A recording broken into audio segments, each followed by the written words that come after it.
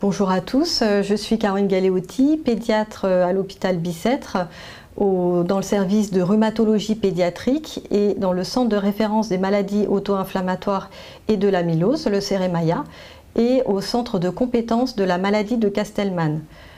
Je remercie la filière qui m'a invitée à vous parler de la maladie de Castleman pédiatrique.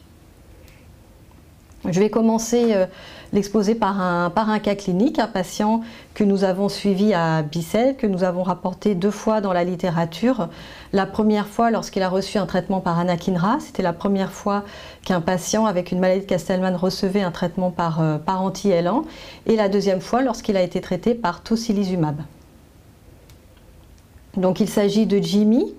Il a eu ses premiers symptômes à l'âge de 6 ans, avec des épisodes de fièvre d'une durée de 3 semaines, des arthralgies, des douleurs abdominales et un syndrome inflammatoire. Il a eu un bilan assez complet, avec donc un bilan infectieux qui était négatif, il n'y avait pas d'auto-immunité, pas de vascularite détectée. On a retrouvé chez lui une mutation au niveau du gène MEFV, il était hétérozygote MEFV. Il a reçu initialement un traitement par colchicine, et puis finalement l'hypothèse la première évoquée était celle d'une maladie de Still, donc pour lequel il a reçu de l'aspirine et du méthotrexate. Sans succès. À l'âge de 13 ans, il était toujours symptomatique, avec une persistance du syndrome inflammatoire, des épisodes de fièvre récurrentes, et donc il est hospitalisé pour fatigue et douleur abdominale. Le scanner abdominal va alors montrer une infiltration tumorale mésentérique avec une masse iliaque de 5 cm et une hépatosplénomégalie. Comme vous le voyez sur cette courbe, il avait un net infléchissement de la courbe staturopondérale qui évoluait finalement depuis le début des symptômes. C'est un patient qui a même reçu de l'hormone de croissance à cause de cet infléchissement statural. Son scanner donc montrait une masse abdominale qui comprimait la veine splénique et de multiples adénopathies mésentériques et rétropéritonéales. Et donc il a eu une biopsie d'un ganglion qui a montré une image en bulbe d'oignon avec un infiltrat plasmocytaire. Ceci a permis de faire le diagnostic d'une maladie de Castleman multicentrique de type hyalinovasculaire et plasmocytaire, donc mixte. Il était HIV négatif et HHV8 négatif. Jimmy a donc reçu initialement comme traitement 6 cures de chimiothérapie associant du cyclophosphamide et de la vinblastine avec du rituximab, des corticoïdes pendant 5 mois. Puis nous voulions alors le traiter par tocilizumab, mais le traitement n'étant pas encore accessible en France, il a été traité par anakinra pendant 2 ans, associé toujours à des corticoïdes et de la colchicine, mais ce traitement a permis la diminution des doses de corticoïdes. On a constaté une amélioration de l'état général et une diminution des pics de fièvre, mais un enfant encore assez symptomatique. Ensuite, nous avons eu l'autorisation de le traiter par tocilizumab, donc un anti-L6, à 8 mg kg toutes les 2 semaines, avec une bonne réponse, ce qui nous a permis d'augmenter l'intervalle d'administration du tocilizumab, et nous avons eu enfin une disparition des pics de fièvre et du syndrome inflammatoire, avec une diminution de la taille des adénopathies, mais toujours une persistance de la splénomégalie. Le traitement a été assez bien toléré, néanmoins un zona et une thrombopénie, lymphopénie persistante sous tocilizumab. Le traitement par tocilizumab a été arrêté au bout de 4 ans devant un PET scan qui était normal, mais devant la récidive du syndrome inflammatoire, de l'asthénie et de l'apparition de nouveaux ganglions inguinaux, nous avons repris le traitement par tocilizumab. Donc le traitement a permis une rémission, mais avec l'absence de guérison totale. Alors voici la courbe de croissance de Jimmy. On voit qu'avec le traitement par Kineret, on a pu avoir de nouveau une reprise de la croissance staturopondérale. Au Au niveau biologique, on constate que au fur et à mesure, il y a une diminution du taux d'IgG. Il avait une hypergammaglobulinémie assez importante, ce qui est un signe assez constant dans la maladie de Castleman multicentrique. Et donc, grâce au traitement par tocilizumab, il y a une nette régression de cette hypergammaglobulinémie, ainsi que de la protéine SAA. Les plaquettes ont baissé, même étaient assez basses, hein, comme je vous l'ai dit, à 120 000, 130 000. L'hémoglobine est remontée et le syndrome inflammatoire s'est complètement normalisé. Donc le CRP et l'AVS qui étaient négatifs sous tocilizumab. Alors, la maladie de Castleman, il s'agit d'une hyperplasie angiofolliculaire avec une lymphoprolifération polyclonale non maligne. Il existe deux formes, la forme unicentrique, donc localisée, et la forme multicentrique systémique. Cette maladie est liée à une sécrétion excessive d'interleukine 6. Et ce qui est constaté chez l'enfant, c'est qu'il n'y a pas d'association, contrairement aux certaines formes de l'adulte, avec HHV8 et HIV. La maladie de Castleman de l'enfant est rare, avec une incidence qui est inconnue. La forme la plus fréquente est la forme unicentrique, avec un pronostic qui est plus favorable. Dans PubMed, finalement, on retrouve assez peu de case report ou de séries pédiatriques de maladies de Castleman multicentrique, 84 jusqu'à maintenant. Et ce qui est constaté, c'est que dans cette maladie, dans la forme multicentrique, le délai diagnostique peut être assez long, jusqu'à 13 ans dans la série de Parez. Aujourd'hui, je ne vous parlerai que de la maladie de Castleman unicentrique et de la maladie de Castleman multicentrique idiopathique, puisqu'en pédiatrie, nous ne rencontrons pas les formes liées au HHV8 et associées au POEMS. Alors voici la classification de la maladie de Castleman. Donc, dans la forme unicentrique, les patients peuvent avoir un seul ganglion ou une seule aire ganglionnaire touchée. Dans la maladie de multicentrique, donc il y a les formes HHV8 négatives et les formes HHV8 positives. Dans les formes négatives, il y a donc la maladie de Castleman multicentrique idiopathique et le Tafro syndrome, dont je vous dirai un mot. Les patients avec une maladie de Castleman unicentrique ont le plus souvent une adénopathie localisée qui a été soit autopalpée, palpée par le médecin traitant ou découverte fortuitement sur un examen radiologique. L'adénopathie est en général non inflammatoire et non douloureuse, rarement compressive. Les diagnostics différentiels à évoquer sont les autres proliférations lymphoïdes bénignes, les infections comme la toxoplasmose, la tuberculose, la mononucléose infectieuse et le lymphome de Hodgkin. Les symptômes de la maladie de Castleman multicentrique idiopathique sont, eux, bien différents. En général, le début peut être soit brutal ou finalement progressif.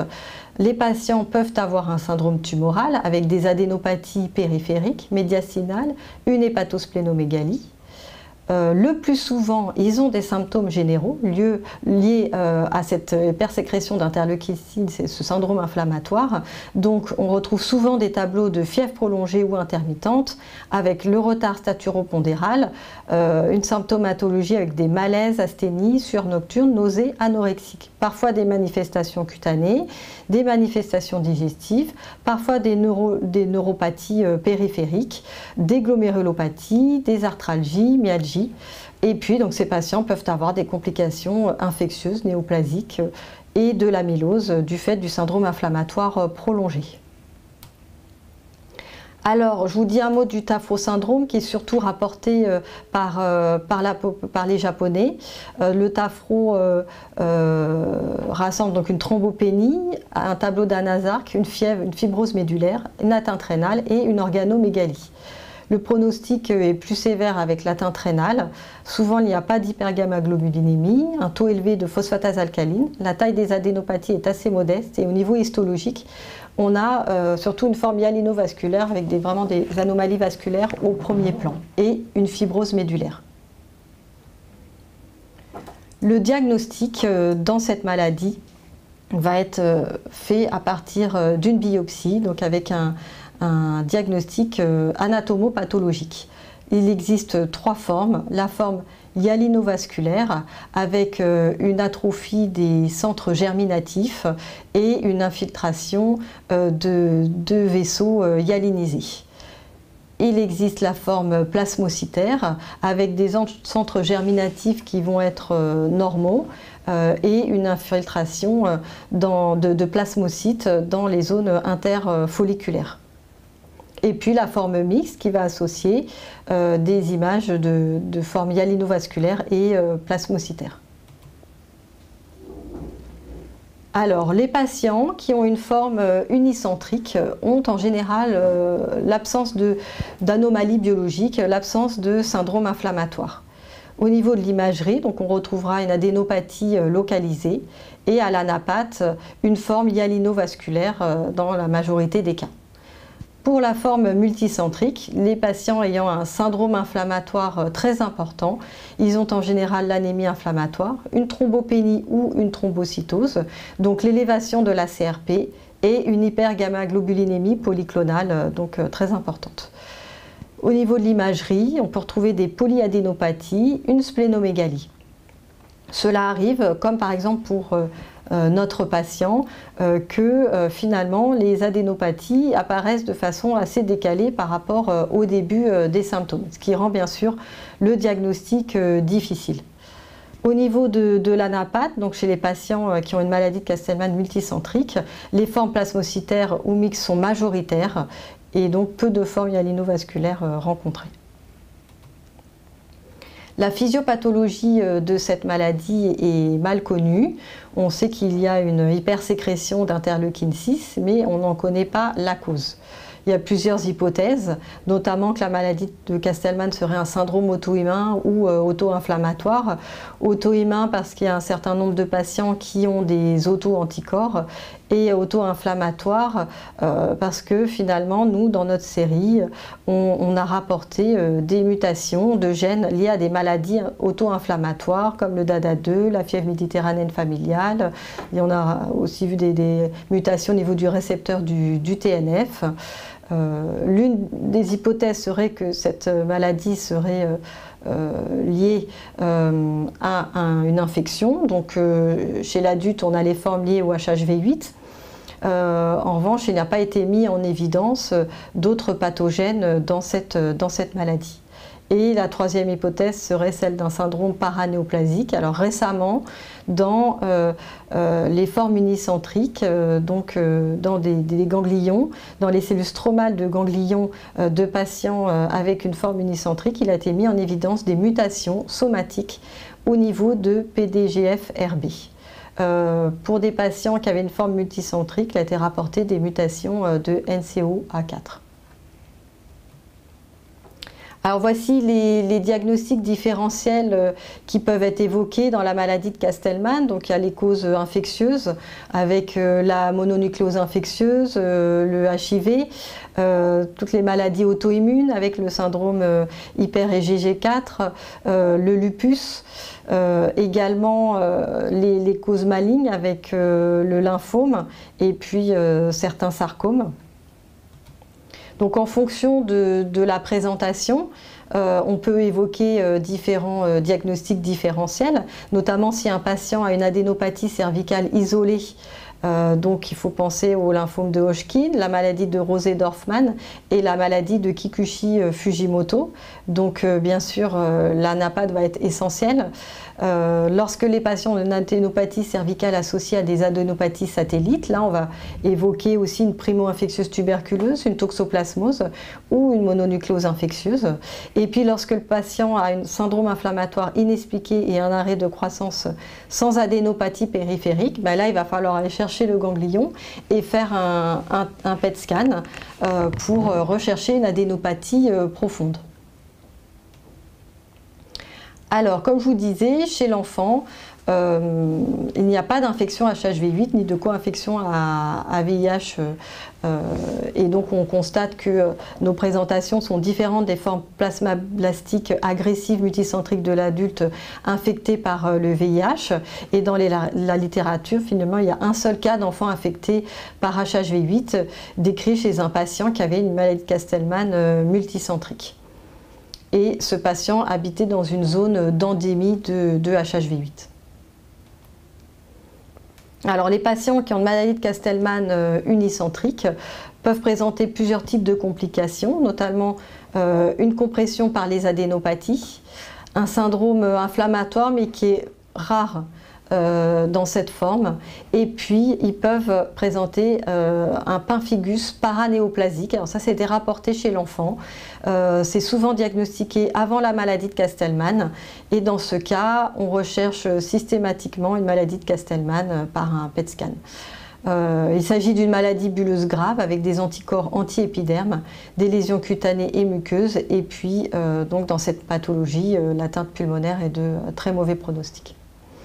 Dans la maladie de Castleman multicentrique, donc le syndrome inflammatoire est très important, avec un arrêt de la croissance staturopondérale. Les patients peuvent avoir des lésions cutanées, une atteinte pulmonaire et des neuropathies ou néphropathies. Alors, au niveau du traitement, donc dans la maladie de Castleman unicentrique, le traitement de référence est la chirurgie. Lorsque celle-ci est impossible, on effectuera donc des thérapies pour diminuer la masse, donc soit radiothérapie ou pour la réduction tumorale avec les médicaments, donc les corticoïdes, le rituximab, les anti-L6, l'endoxan, voilà, parfois des embolisations. Il y a certains patients qui bénéficient, eux, d'une abstention thérapeutique avec des lésions qui restent stables.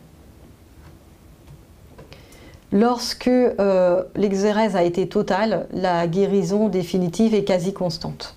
Devant une lésion stable, donc comme je vous disais, il y a certains patients qui vont avoir une simple surveillance. Et le pronostic est excellent, sans impact apparent sur l'espérance de vie. En ce qui concerne le traitement de la maladie de Castleman multicentrique, donc on est sur un traitement totalement différent.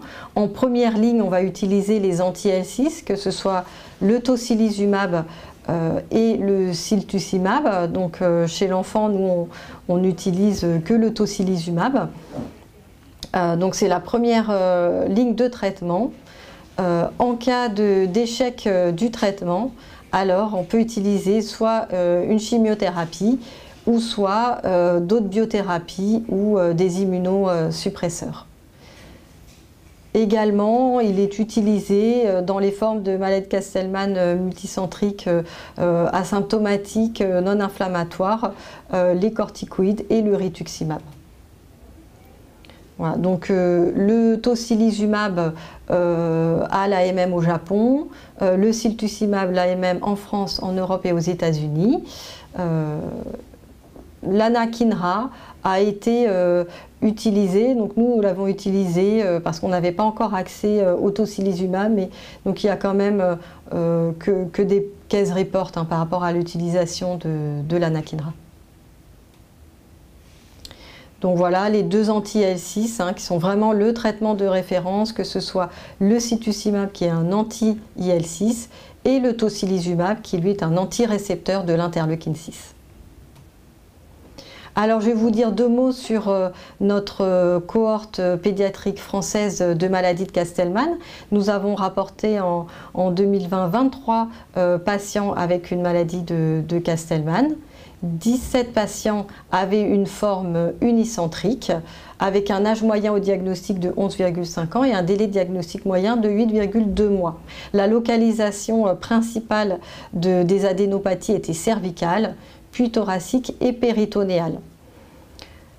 La majorité des patients donc, a eu une chirurgie, 12 patients.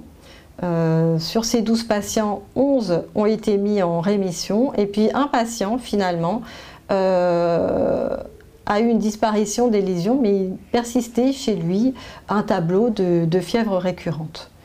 À noter qu'il y a eu 3 patients qui n'ont pas reçu de traitement avec des adénopathies stables et un patient qui a eu de la radiothérapie car la chirurgie était impossible et qui a une persistance mais une stabilité de la lésion. Donc le taux de survie était de 100%. Dans la forme multicentrique, l'âge moyen au diagnostic était de 8,3 ans et le délai diagnostique, vous voyez, beaucoup plus important, de 3 ans. Le symptôme le plus fréquent était bien sûr la fièvre et puis un certain nombre de patients avaient eu une difficulté à grandir, donc un infléchissement staturopondéral, voilà, un certain nombre avec pathosplénomégalie, fatigue, arthralgie, donc des signes systémiques assez marqués. La majorité des patients ont reçu un traitement par tocilizumab, donc 5 sur 6. Et puis on voit que ce traitement, chez 4 patients, on a réussi à avoir une rémission partielle, mais pas complète, comme chez notre patient. Un patient, néanmoins, était en rémission complète. Et puis un autre patient, lui, n'a pas reçu tocilizumab, mais a reçu des corticoïdes et une splénectomie et a été mis en rémission grâce à ces traitements.